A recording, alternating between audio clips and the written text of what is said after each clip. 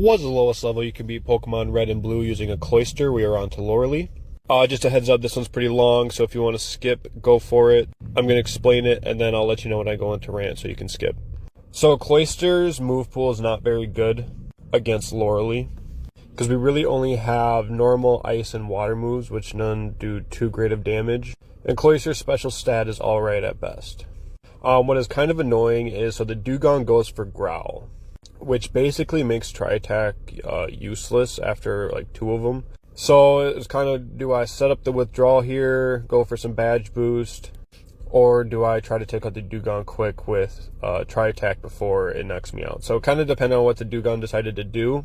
But as you see here, every time I would get the Dugong to low enough health, it would rest. So I had to get lucky that once it got at low enough health, it wouldn't use rest. It would use something else.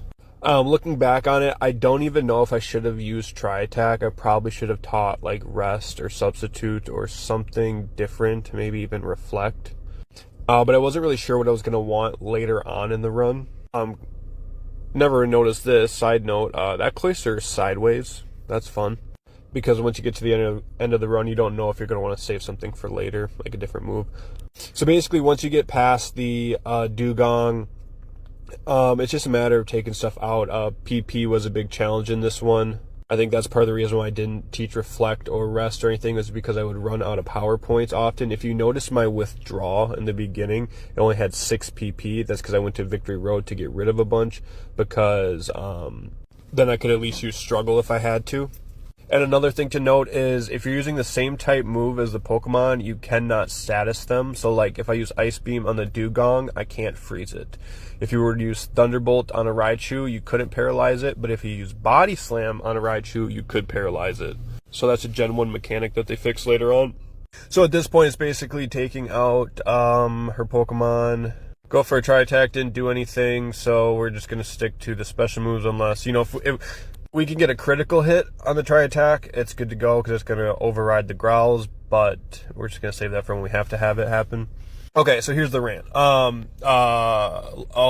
was the worst thing I've ever done in my life. This was awful because I would get confused and paralyzed, and I got here so many times, and it was just not fun for me. But anyway, so I guess the reason why I started doing these challenges is I would see people on the internet do like solo runs, and sometimes I felt like they leveled up past their problems, which makes sense though. I mean, if you do the whole run, which I don't do, I just do the Elite Four. I mean, that's a lot of work. That's a lot of time. So like, I definitely understand not every single one can you find the best strategy for. So like, no hate. They're doing something different than me anyway. So it's not like